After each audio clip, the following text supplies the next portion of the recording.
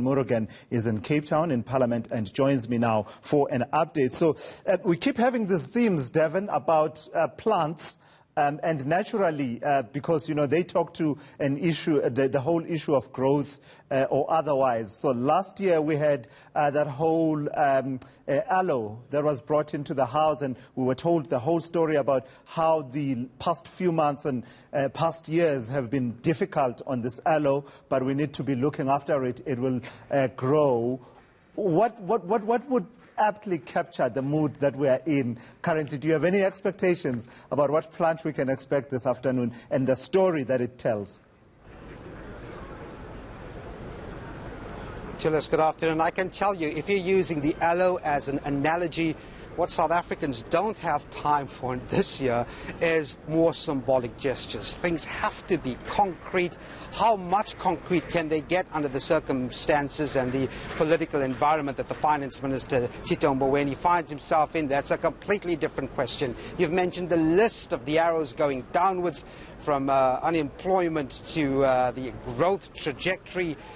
It's not a great scene. But I'm going to get some insight now, one from a political analyst on the economy and the other from an investment analyst. I'm joined by Daniel Silk, commentator on the political economy. Daniel, thanks for coming. And Tamisha Greater, investment analyst there with Net Group. I want to start with you, Daniel. So here we have a situation where there's so much anticipation. The list goes on and on for this budget. In a nutshell, do you consider dramatic announcements to be made today, from state-owned enterprises to taxes, or would they just be the same that we've heard last year? Look, I think there has to be some sort of hook to hang this budget on. So I think that we will see a variety of measures taken. But whether any serious measure is going to contradict the stable, somewhat stuck in the mud political side of the equation, I thoroughly doubt it. The point is, Minister Mboweni really has to not only stabilise the country's economy, but he has to do that with instruction from his own political party. And the question is, does he have the political capital? Has he secured enough political capital over the course of the last few months where he can take some dramatic steps, for example, on salary cuts or culling, or even, in fact, allowing a greater degree of privatisation in the state-owned enterprise sector? We haven't seen evidence of that networked through the ANC yet. And on the basis of that, I think we're going to get tweaks around the edges in terms of a variety of issues, but nothing that dramatic, because it really has to be politically condoned first within the governing alliance before he can make those announcements. Tamisha Greater, you would need political capital to address the next point. In October, we were told 150 billion rand of expenditure cuts could be expected over the next 3 years. Here's my question.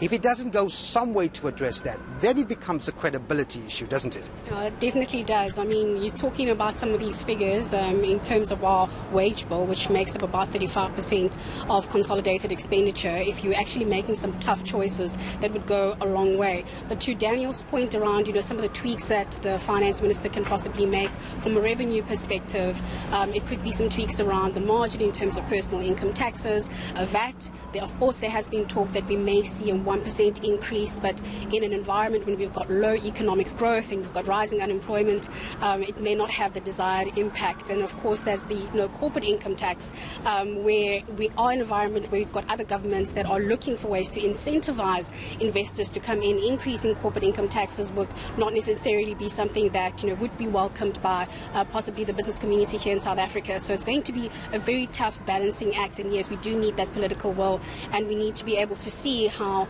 the finance minister will be able to balance all of these needs and these conditions by the different various stakeholders and keep everybody happy. It's interesting you mentioned investors coming in, Daniel. So here's the look at the investment scenario. South Africa is sitting around about 17 to 18% of investment according in relation to GDP. You're going to need that ratio to be around about 25% to activate some sort of investment that could create economic activity.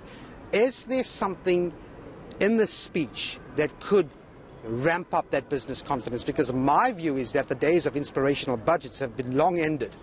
Well, I think the days of platitudes have long ended. I mean, you can't just go out telling your good intentions without really coming to the party with actionable issues from government. We just haven't seen government really present a really credible message. And credibility is built upon good policy.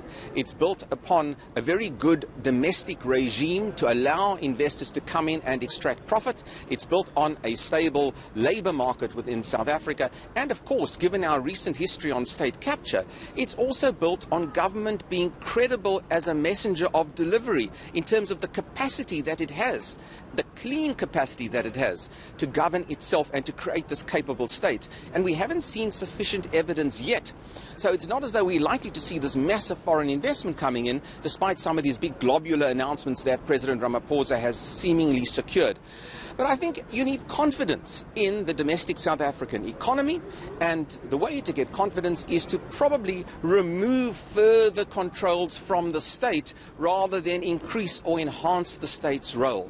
And until such a time as indeed the ANC comes to that realization, it's going to be difficult to push for great credibility.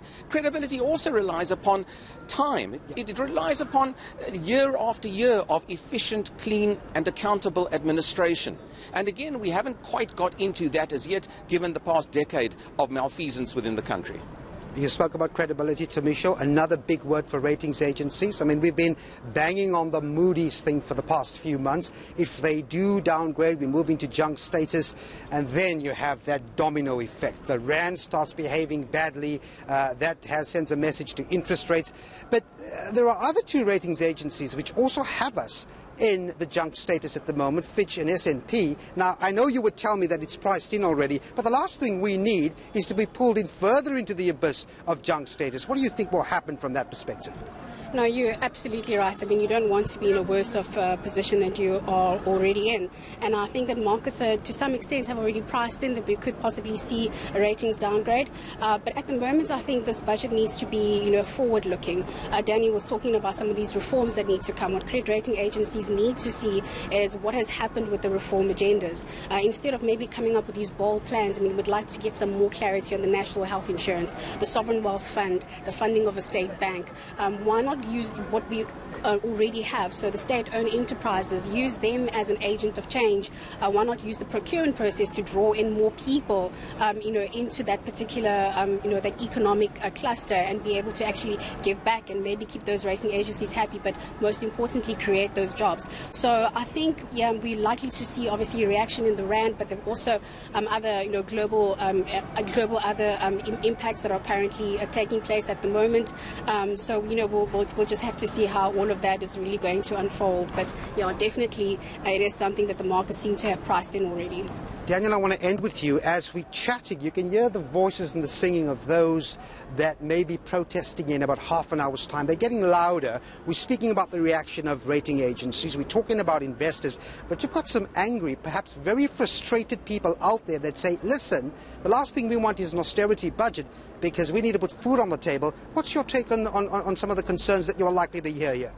Well, I think when you've got people who are unhappy, when you've got nearly 30% of South Africans unemployed and over 50% of young South Africans unemployed, you've got a very serious social crisis on your hands. You've got rising poverty levels in South Africa that we simply shouldn't have. And you've got rising inequality as well within the country. So these are all very real issues that touch the heart of every single South African, whether middle class or whether working class for that matter. But tax is going to hurt them, increases, I mean. Well, if there are additional taxes which are indirect taxes, if there is a VAT increase, if there's an additional tax on the fuel levy, for example, it's those people outside right now who are going to feel it more, frankly, than myself as a middle-class South African. And I think that's the very tough balancing act. Just how much more taxes can be imposed, whether it's on the middle classes, who are also voting with their feet potentially to go offshore, or for that matter, on the working classes who really have to put food on the table.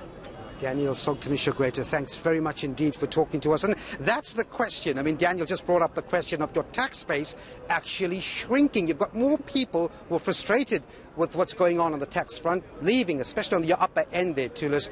So we'll have to wait and see. About an hour's time from now, we'll try and get more clarity on those numbers. Hey, listen, no matter how you look at it, Devan, the numbers just don't add up. The revenue is just not being collected. 53 billion rand hole in terms of what Tito Mboweni had anticipated in February last year. By October, he was reporting that we are 53 billion rand less than what we had predicted.